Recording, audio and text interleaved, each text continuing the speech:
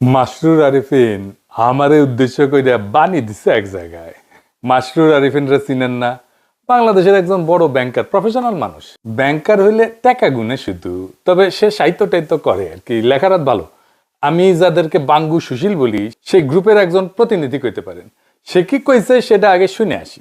আমি ওই পিনাকিদাকেই আবার বলবো, ওনার উদ্দেশ্যেই বলবো, আমরা কেউই পারফেক্ট না। উই আর ভেরি মাচ একই মানুষ, ন্যায় বিচারের পক্ষে আজকে দাঁড়াই, একই মানুষ আর এক সিজনে চুপ থাকি, একই মানুষ সকালে ভালো, একই মানুষ বিকালে খারাপ। আমরা কেউই পারফেক্ট না। কোনো প্রথম আলো, কোনো মাসরুর আরিফিন, কোনো ডেইলি স্টার কেউই পারফেক্ট না। বাট তার জবাব এইটা হতে পারে না, আমাদের কোনো ইমপারফেকশন থাকলেও সেটা ডিরেক্টলি আলোচনার মাধ্যমে মোকাবিলা করা উচিত। এটা কোন ধরনের দেশ যে এখানে জ্বালিয়ে পুড়িয়ে দিয়ে তার মোকাবিলা হবে? আমার ওইটাই একটা কথা, যে যে আমরা উচিত একটা টলারেন্ট সোসাইটি তৈরি করা, যে সোসাইটিতে ইউ আর স্টিল রেসপেক্টেড। আমি উনাকে বলছি, উনি দাবি করেছেন উনি করেননি, বাট আমি উনাকেই বলছি, we want a tolerant society যেখানে we are all respected and we are tolerated even when I strongly disagree with you and even when I actually don't like you. শুনেছেন তো? আচ্ছা মাসরুর, আপনি তো লেখাপড়া জানা মানুষ, সাকসেসফুল বিজনেস লিডার, সংবেদনশীল, তাছাড়া তো আর লেখালেখির বুদ্ধ থাকতো না। তো আপনি তো ভাই রাষ্ট্র সমাজের সংকটটাই বুঝেন না। কেমনি একটা পলিটিক্যাল সিচুয়েশনকে বুঝতে হয়, নেভিগেট করতে হয়, সেটা তো ভাই আপনার জানা নাই। আপনার কথা শুনে মনে হইতেছে পিনাকি ভট্টাচার্য মরে গেলে দেশ সুস্থির হইতো। কিছু বেকুব মনে করতো যে হাসিনা মরলে ফ্যাসিবাদের পতন হবে, ওই রকম আর কি। আপনি তো রুট কজ অ্যানালাইসিস বুঝেন, কেমনি করতে হয় জানেন। প্রথম আলো ডেইলি স্টার কেন হামলার শিকার হইলো বলেন তো? আপনি করতে পারেন কিনা বলতে পারবেন? ওইটা আপনি করলে আপনি এই বক্তৃতা দিতেন না, বা জানেন কিন্তু বলবেন না, অন্য কথা বলবেন। এটা ভণ্ডামি, হিপোক্রেসি। আমি আজকে আপনারা দেখাই দিব কেন এটা হইল। মাহবুজা নাম দেখতে পায় না, তার অপরাধটা কি? এইভাবে সর্বপ্রথমবারের মতন প্রথম আলো ডেইলি স্টার অফিসে আগুন জ্বালালো কেন? কেন? আমরা কি অপরাধ করলাম? হাসিনাও দেখতে পায় না, তার অপরাধটা কি? অন্যভাবে দেশবাসীর কাছে আমি বিচার চাই, কি অপরাধটা কি করেছি। কিন্তু আপনি যদি প্রবলেমটা আসলে ফিক্স করতে চান, তাইলে আপনাকে রুট কজ অ্যানালাইসিস করে একটা সলিউশন, সমাধানের রাস্তা বাইর করতে হবে। আপনি যেহেতু ইন্টেলিজেন্ট, বেকুব এবং মাথা মোটা না, আপনার যেহেতু পার্সোনাল স্টেক নাই এই ঘটনায়, আমার আলোচনাটা মন দিয়ে শোনেন, তারপরে পাইলে বেকুব গুলোরে বুঝেন। আমারে বুঝানোর দরকার নেই আপনার। আমি রাষ্ট্রটারে ঠিক করতে চাই এবং আমি জানি কেমনে ঠিক করা যায়। আমি রাষ্ট্রটা ভাঙতে চাই না, শক্তিশালী করতে চাই, দুর্বল করতে চাই না। যারা মানব বন্ধন করতেছেন, প্রতিবাদ করতেছেন, রাষ্ট্রটা আপনাদের হাতেই ছিল, এখন আপনাদের হাতেই আছে। তা আপনারা তো এই রাষ্ট্র বানাইছেন, না বুঝেছেন রাষ্ট্র, না বুঝেছেন জনমানুষ সার্বভৌম ইচ্ছা, না বুঝেছেন রাষ্ট্রের মধ্যে থাকা কন্ট্রাডিকশন গুলা। আপনারা তো সত্যিকার অর্থে রাষ্ট্র বানানোর চেষ্টায় নাই, কারণ আপনারা কেউ, আমি দায়িত্ব নিয়ে বলতেছি, কেউ না, যারা এলিট আছেন রাষ্ট্রটা বুঝেন না। কিছু মনে করেন না, এটাই সত্য। আসেন আজকে একটা একটা করে বুঝাই দিই, এই বিষয়ে কিছু জিনিস বুঝাই দিই। আমি আশা করি ছাত্রদের, তরুণদের, রাজনৈতিক দলের নেতারাও শুনবে আর বুঝার চেষ্টা করবে, আর আমার দর্শকেরা তো বুঝবেনি। আসেন আল্লাহর নামে শুরু করি। প্রথম আলো ডেইলি স্টারের অপরাধটা কি সেটা আমরা শহীদ হাদির বক্তব্য শুই না, তারপরে আলাপে ঢুকবো। আগে শোনেন হাদির বক্তব্য। প্রথম আলো কথাটা বলা খুব ক্রাইসিস আমাদের জন্য। এরপর এটুকুন বলি, দেখেন আমরা অনেকে প্রথম আলোকে শুধু একটা পত্রিকা মনে করি, এইটা আমাদের দেখবার ভুল। প্রথম আলো হলো বাংলাদেশে এমন একটি প্রতিষ্ঠান, এমন একটি এজেন্সি, যে একটা প্যারালাল রাষ্ট্র। আবার বলছি, প্রথম আলো একটা প্যারালাল রাষ্ট্র। এই কারণে একটা রাষ্ট্রের যেরকম অনেকগুলো উইং থাকে, যে উইং গুলো তাকে ফাংশন করে, প্রথম আলোর এমন কোনো উইং নাই যে উইং সে মেনটেন করে না। পত্রিকা এটা তার একটা ভার্সন, কিন্তু আপনি দেখেন না, এই পুরো গত 15-17 বছরে ফ্যাসিবাদের বয়ান নির্মাণে সব থেকে যে ন্যারেটিভ নির্মাণে যে সাহায্য করেছে এলিট ওয়েতে, সেটা প্রথম আলো। 101টা প্রমাণ দিতে পারবো সামনে বসে, এখন আমাকে সময় দিলে একদম তার কোটা আমার ফোনে আছে, আমার ফোনে সব, যে সে কি রিপোর্ট করেছে সবগুলো আছে। কিন্তু আপনি ভাবেন, হওয়ার কথা ছিল কি, এখন তো সে ভয়ে থাকার কথা, অ্যাটলিস্ট সে তার এই যে ফ্যাসিবাদের সে নির্মাণ। আপনি ভাবেন, তারা খালেদা জিয়াকে নিয়ে নিউজ করেছে, এই আজকেও দেখলাম যে বসুন্ধরার কাছে খালেদা জিয়ার কনসেন্ট নিয়ে 100 কোটি টাকা চেয়েছে তারেক রহমান, হেডলাইন। এখন এই যে বিএনপিকে ভিলেনাইজ করে তোলা, এইটা কি আসলে বিএনপি করেছে? অথবা বিএনপি এটার বিরুদ্ধে মামলা করেছে? মামলা কিন্তু করে নাই। এখন এরকম একটা তো কথা আমি আপনাকে শুধু কেন বললাম, আপনি প্রথম আলোকে বুঝতে হলে আমি অনেক আগে একটা টকশোতে একটা শব্দ ব্যবহার করেছিলাম, আজকে আবার বলি, এটা হলো প্রথম আলো সিনড্রোম। প্রথম আলো সিনড্রোম হলো, আপনি ভাবেন, সে সরকার পড়ে যাবার পরে গত 2 বছর আগে সম্ভবত আর 21 বা 22-এ প্রথম আলো তার প্রথম পেজে শেখ হাসিনার জন্মদিন উপলক্ষে, যদিও ওটা স্পন্সার ছিল, সম্ভবত বিজ্ঞাপন ছিল, তার জন্মদিনের শুভেচ্ছা চেপেছে 1 পৃষ্ঠা জুড়ে। এইটা কি কোনোদিন আপনি বুঝাতে পারবেন? এটা যদি খালেদা জিয়ার হইতো তো এটা সে ছাপতো? এটা তার একটা ব্যাখ্যা দাঁড় করায়, এটা নিয়ে আমরা কথা বলবো না। দেখেন, সে কি ছাপবে কি ছাপবে না, সে কাকে ভালো বলবে কাকে ভালো বলবে বলবে না, এইটা নিয়ে আমাদের কোনো কথা থাকতে পারে না। কারণ প্রত্যেকটা মিডিয়া এজেন্সির নিজস্ব ন্যারেটিভ থাকে এবং তার স্বাধীনতা আছে, কি বল, কিন্তু তার যেটা স্বাধীনতা নাই একজন নিরপরাধী মানুষকে জঙ্গি বলে তার জীবনকে শেষ করে দেয়ার। তার স্বাধীনতা নাই যে যে অপরাধ করে নাই সেই অপরাধ হিসেবে তাকে ন্যারেটিভ নির্মাণ করে তাকে অপরাধী হিসেবে জীবন ধ্বংস করে দেয়ার। প্রথম আলো কোন নিউজ কাভার করবে কোন নিউজ কাভার করবে না, এটা নিয়ে আমার কোনো কথা বলার থাকতে পারে না, কারণ এটা তার প্রাইভেট পলিসি, যে তার পলিসি নিজের মতো নির্মাণ করবে। কিন্তু আমার কথা হলো, যে জঙ্গিবাদে সংশ্লিষ্ট ছিল না, আপনি তাকে জঙ্গি বলে বলে বলে বলে বলে বলে একটা ঘটনা আজকে বলি, এখানে আমি শেষ করি শুধু একটা। আমাকে গতকালকে শাপলা চত্বরে শহীদ হয়েছেন বুয়েটের শিক্ষার্থী রিহান, তাকে নিয়ে পরশু বুয়েটের সিএসসি ডিপার্টমেন্টে শোক সভা এবং দোয়া মাহফিল হয়েছে, সেখানে আমি ছিলাম। তার বোন এখন নর্থ সাউথের টিচার। আমাকে তার বোন গতকাল রাতে 2টো লিঙ্ক পাঠিয়েছেন প্রথম আলো। সেটা হলো 2013-তে শাপলা চত্বরে যে শহীদ রেহান মারা গেলেন, মানে শহীদ হলেন, তাকে হত্যা করা হলো, সেই সময় প্রথম আলো কি নিউজ করেছে সেই লিঙ্কটা। আর গতকালকে তার মা এবং তার বোন ইন্টারন্যাশনাল যে নতুন ট্রাইব্যুনাল গঠিত হয়েছে এই করার জন্য, সেখানে তারা নালিশ নিয়ে গেছে এইটার বিচারের জন্য, সেইটাও তারা নিউজ করেছে। দেখেন, রেহানের মা বলছে বক্তব্যে, যেটা সকল টিভিতে এসেছে, আমাদের কাছেও আছে, রেহানের মা বলছে, আমার ছেলে 5 তারিখের আগে যে আন্দোলন হয়েছে হেফাজতের, সেইটার প্রতি সংহতি জানাতে গিয়ে সে আগেও গিয়েছে, তাকে রামদা দিয়ে কোপ দেওয়া হয়েছে, সেই জখম হাত নিয়ে সে বুয়েটে এসেছে, তার বন্ধুরা বলেছে। 5 তারিখ এই জনতার আন্দোলনে অংশগ্রহণ করতে গিয়ে তারপরে সে আবার হত্যাকাণ্ডের শিকার হয়েছে। একবারও সে বলে নাই যে আমার ছেলে এই আন্দোলন দেখতে গিয়েছিল, সে অ্যাডভেঞ্চারাস ছিল, সে মারামারি দেখতে গিয়েছিল, তারপরে মারা গিয়েছিল। সে বলেছে আমার ছেলে এই আন্দোলনের প্রথম থেকে ছিল, তারপরে সে আবার আন্দোলনে গেছে এবং সে শহীদ হয়েছে। 2013 তারিখের 6 মে প্রথম আলো নিউজ করেছে, যেহেতু এটা বুয়েটের ব্যাপার, এটা যদি লেখে বুয়েটের কেউ আন্দোলনে শরিক হয় তাহলে খুবই এলিটপনা নষ্ট হয়ে যায়, সুশীলপনা শাহবাগীপনা। প্রথম আলো নিউজ করেছে, তার মা নাকি বলেছে যে আমার ছেলে খুবই অ্যাডভেঞ্চার প্রিয়, তাই সে সেখানে দেখতে গেছে যে ওখানে মারামারিটা কি হচ্ছে, এরপরে সে গুলি লেগে নিহত হয়েছে। অথচ রেহানের মা সেদিনও বলেছে আমার ছেলে অ্যাডভেঞ্চার প্রিয়, কিন্তু আমার ছেলে সেটা দেখতে চায় না, আমার ছেলে সে আন্দোলনে গেছে এবং সে শহীদ হয়েছে। আপনি ভাবেন, তাহলে সেই নেগেটিভ তার মায়ের বক্তব্য যে সে মিথ্যা প্রোট করেছে, সে কি সরি বলেছে, সে কি ক্ষমা চেয়েছে?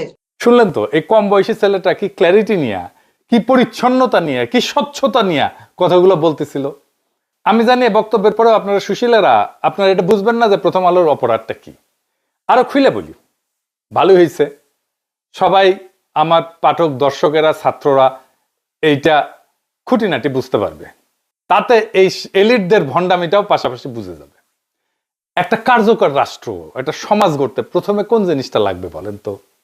একটা জিনিস লাগবেই, ওইটা ছাড়া আপনি সমাজ বা রাষ্ট্র গড়তে পারবেন না, গড়লেও টিকাইতে পারবেন না, পারবেনই না।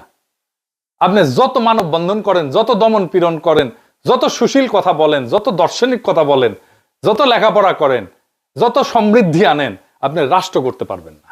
সেটা কি কি না থাকলে রাষ্ট্র করা যাবে না, সেটা হইতেছে ইনসাফ। ইনসাফ, ন্যায়ের ধারণা। সমাজ বা রাষ্ট্র যদি ইনসাফ কায়েম করতে না পারে, সে সমাজ টিকে না, সে রাষ্ট্র টিকে না। তাহলে ইনসাফ কায়েম হয় কিভাবে সমাজে বা রাষ্ট্রে? প্রথমত হইতেছে যে সমস্ত ইনস্টিটিউশন আছে, যেমন আদালত, আইন, রাষ্ট্র, সংসদ।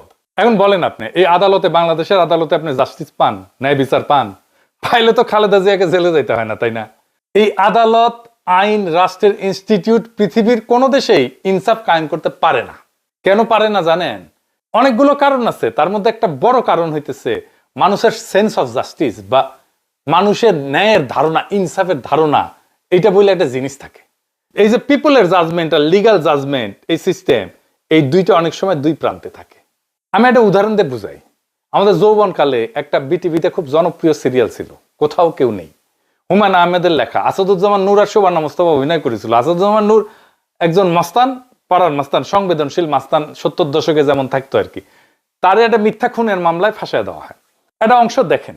যদিও দুই অভিনেতা অভিনেত্রী আওয়ামী ফ্যাসিবাদের পান্ডা, কালচারাল ফ্যাসিস্ট, তাও দেখেন। এসব ছেড়ে দিতে পারেন না? অনেক তো করলেন।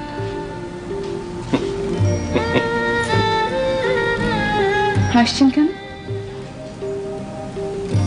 ছেড়ে দিতে ইচ্ছা করে, মাঝে মধ্যে খুব ভদ্রলোক হইতে ইচ্ছা করে,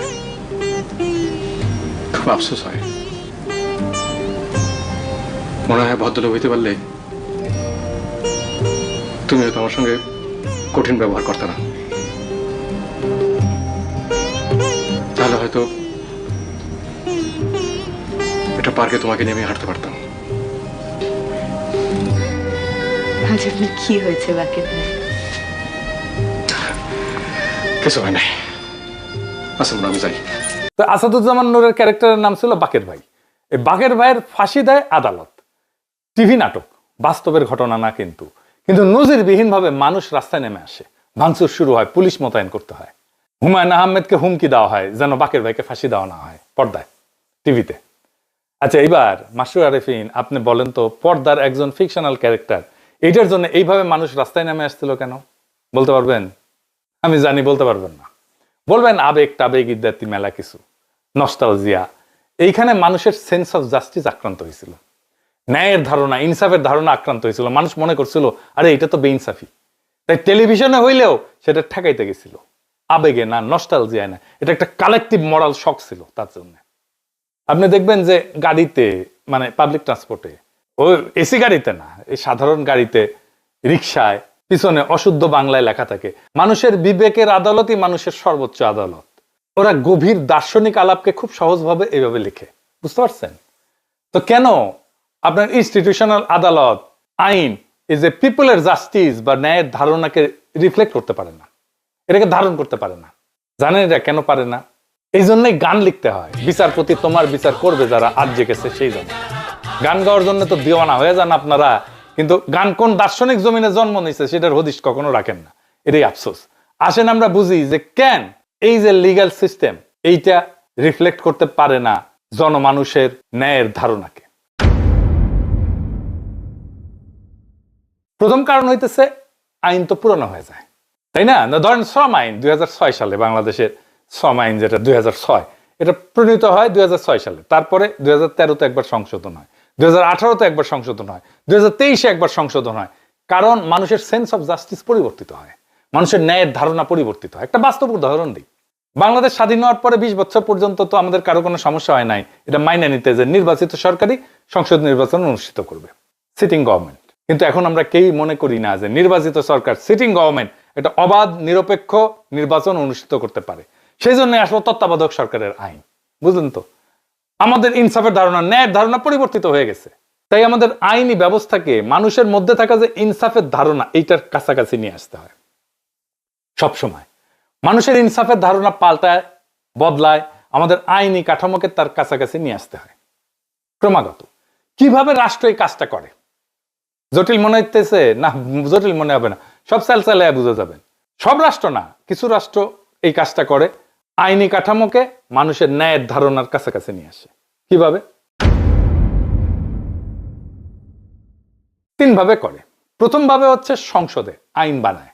সংসদের একমাত্র কাজ হচ্ছে আইন বানানো, যেন মানুষের মধ্যে থাকা ইনসাফের ধারণা এই নতুন আইনের মধ্যে থাকে।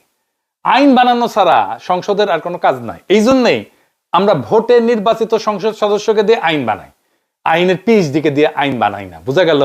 মানে সংসদ এটা খুবই গুরুত্বপূর্ণ প্রতিষ্ঠান সমাজে ইনসাফ কায়েম রাখার জন্য।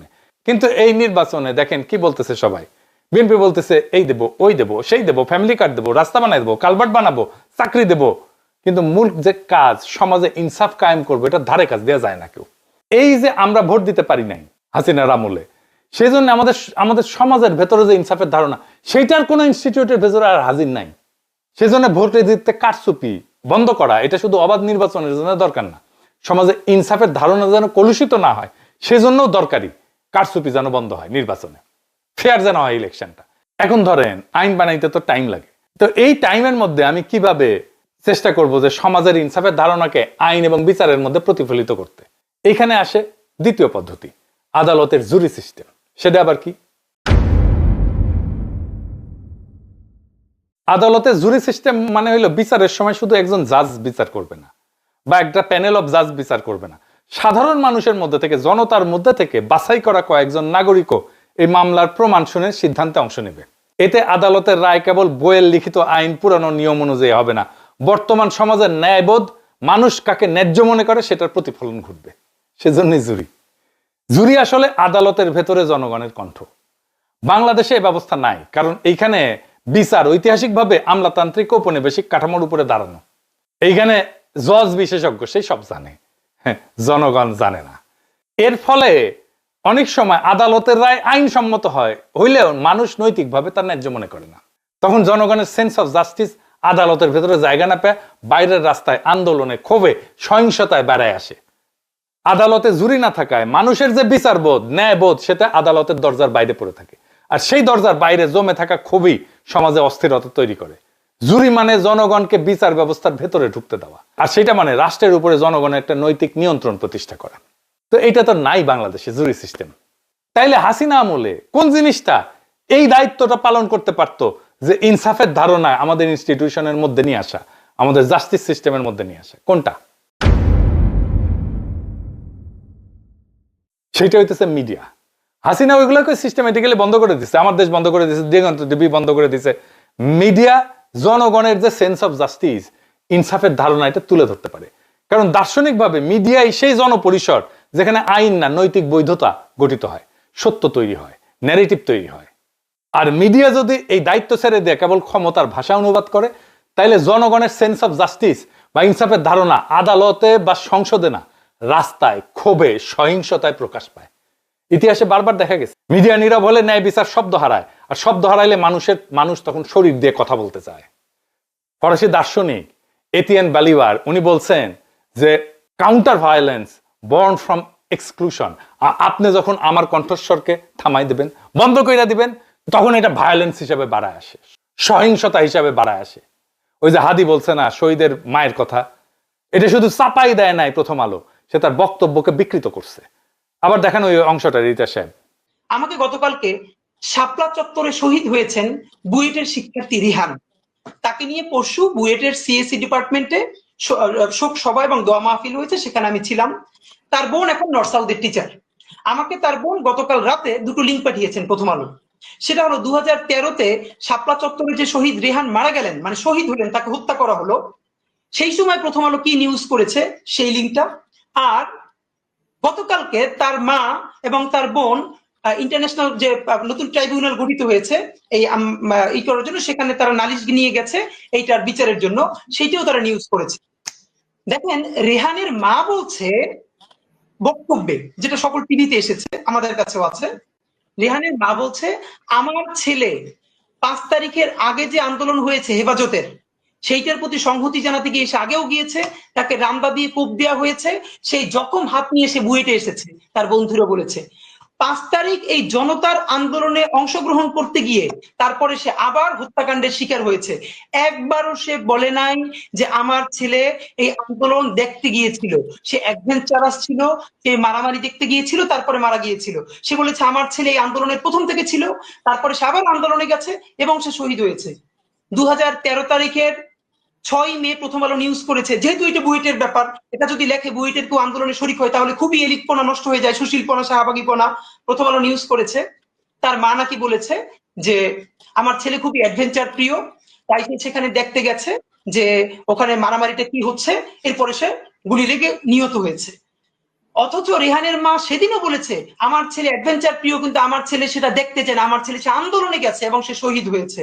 আপনি ভাবেন তাহলে সেই নেগেটিভ তার মায়ের বক্তব্য যে সে মিথ্যা রিপোর্ট করেছে, সে কি সরি বলেছে, সে কি ক্ষমা চেয়েছে?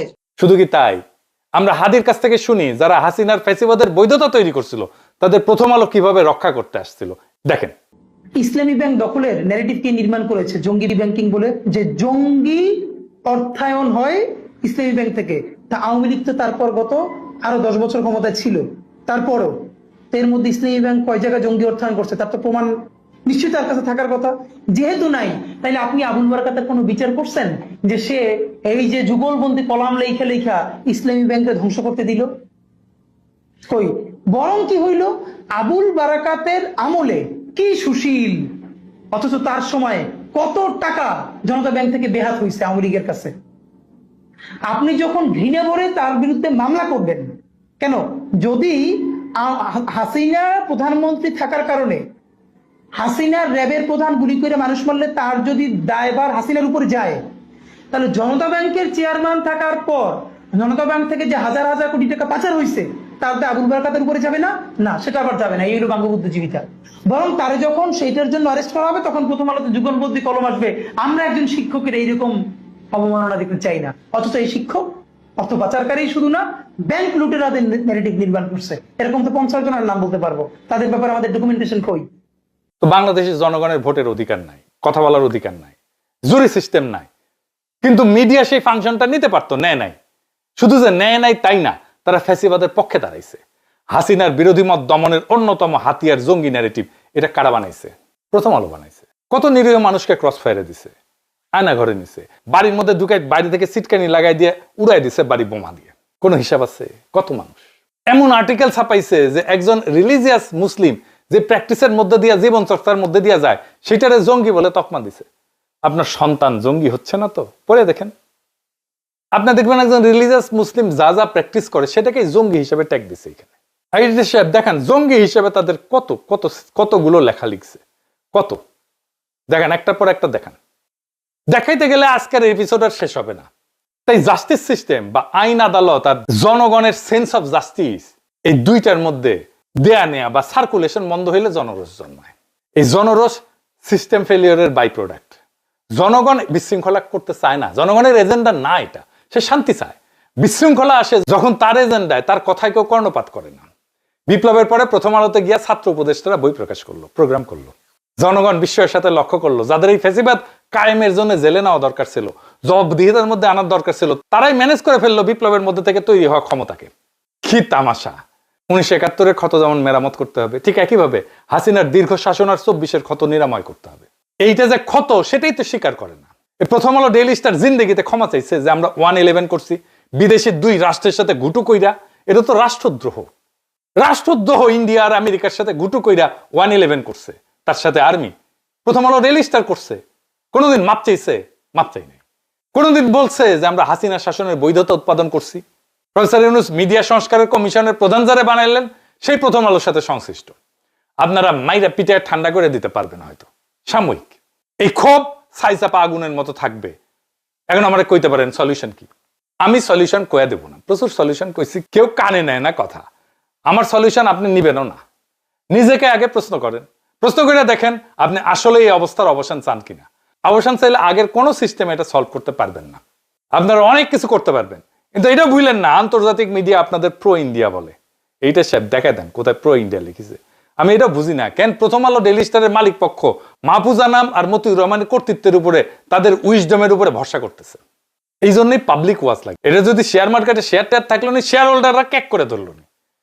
কেন তারা একটা কনস্ট্রাকটিভ এনগেজমেন্টের দিকে যাচ্ছে না? তারা মনে করতেছে বিএনপিকে তো ম্যানেজ করেই ফেলেছি, সব ঠিক করে ফেলবো। জি না, দুনিয়া বদলায় গেছে, ক্ষমতার এখন প্রচুর কেন্দ্র। বিএনপি বাংলাদেশের ন্যারেটিভ নিয়ন্ত্রণ করে না। এটা যতদিন আপনারা ঝুলাই রাখবেন ততদিন আপনাদের সমস্যার সমাধান জটিল থেকে জটিলতর হবে। বাংলাদেশের সমস্যা বিশৃঙ্খলা না, বাংলাদেশের সমস্যা জনতা না, বাংলাদেশের সমস্যা অপরাজনীতিও না। বাংলাদেশের সমস্যা হলো রাষ্ট্র এবং জনগণের ন্যায়বোধের মধ্যে সার্কুলেশন বন্ধ হয়ে যাওয়া। যে রাষ্ট্র জনগণের ইনসাফের ধারণাকে আইনে ঢুকতে দেয় না, আদালতে শুনতে দেয় না, ভোটে আপডেট হইতে দেয় না, আর মিডিয়ায় উচ্চারিত হইতে দেয় না, সেই রাষ্ট্র একদিন আবিষ্কার করে মানুষ আইন দিয়া কথা বলে না, মানুষ তখন শরীর দিয়া কথা বলে। এই জন্যেই রাস্তায় আগুন লাগে, এই জন্যেই জনরোষ জন্মায়, এই জন্যেই সুশীল ভদ্র বিশ্লেষণ, পুতু পুতু কথা, এগুলো কোনোটাই কাজে লাগে না। কারণ জনগণের জন্য তো জনরোষ কোনো এজেন্ডা না, এটা সিস্টেম ফেলিওরের বাই প্রোডাক্ট। আপনারা যারা মনে করেন কিছু মানুষকে চুপ করাইলে, কিছু মানুষকে মেরে ফেললে হাদির মতো, কিছু নেতা সরাই দিলে, কিছু ক্ষমতার সাথে সিস্টেম করে ঘুটু করে আসলে রাষ্ট্র সুস্থ হবে, সুস্থির হবে, আপনারা ভুল জায়গায় চিকিৎসা করতেছেন। রোগটা তো ব্যক্তির না, রোগটা মতেরও না, রোগটা দলেরও না, রোগটা হলো রাষ্ট্র জনগণের বিচারবোধকে, ন্যায়বোধকে রাষ্ট্রের ভিতরে ঢুকতে দেয় না। আর যে রাষ্ট্রে ইনসাফ কায়েম করতে পারে না, সে রাষ্ট্র যত উন্নয়ন করুক, যত সমৃদ্ধি করুক, যত মানব বন্ধন করুক, যত সুশীলতা দেখাক, সেটা টিকবে না। যত শক্তি দেখাক, টিকবে না। এটা হুমকি না, এটা ভবিষ্যৎবাণীও না, এটা ইতিহাসের নিয়ম। এখন প্রশ্ন একটাই, আপনারা কি সত্যি এই অবস্থার অবসান চান, নাকি শুধু আগুন নিবায় দমন পীড়ন কইরা, কিছু গ্রেপ্তার টেপ্তার কইরা, ভয় টয় দেখায়া আগুনের আসল কারণটা আগলায় রাখতে চান? যদি মনে করেন যে এটার চূড়ান্ত ফয়সালা করতে হবে, তাহলে ইনসাফকে প্রতিষ্ঠা করতে হবে, সবকিছু ঠিক হয়ে যাবে। লিখে রাখতে পারেন, সেই ইনসাফ প্রতিষ্ঠার লড়াইয়ে বাংলাদেশ আছে, সেইটার সাথে সামিল হন, সব ঠিক হয়ে যাবে ইনশাল্লাহ। ইনকিলাব জিন্দাবাদ।